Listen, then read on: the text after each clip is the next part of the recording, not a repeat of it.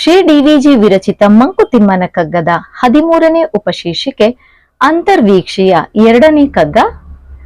ಪುಸ್ತಕದಿ ದೊರೆತ ಅರಿವು ಮಸ್ತಕದಿ ತಳೆದ ಮಣಿ, ಚಿತ್ತದೊಳು ಬೆಳೆದರಿವು ತರು ತಳೆದ ಪುಷ್ಪ, ವಸ್ತು ಸಾಕ್ಷಾತ್ಕಾರವು ಅಂತರೀಕ್ಷಣೆಯಿಂದ ಶಾಸ್ತ್ರತರದಿಂದ ಅಲ್ಲ.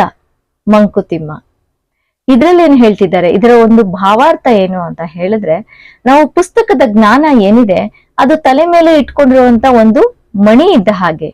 ಬರೀ ಹೊರ ಜಗತ್ತಿನಿಗೆ ಅದು ತೋರಿಸೋ ಒಂದು ಪ್ರತಿಷ್ಠೆ ಅಷ್ಟೇ ಹೊರತು ಒಳ ಜ್ಞಾನ ಅಥವಾ ಒಳ ಅರಿವು ಅಲ್ಲ.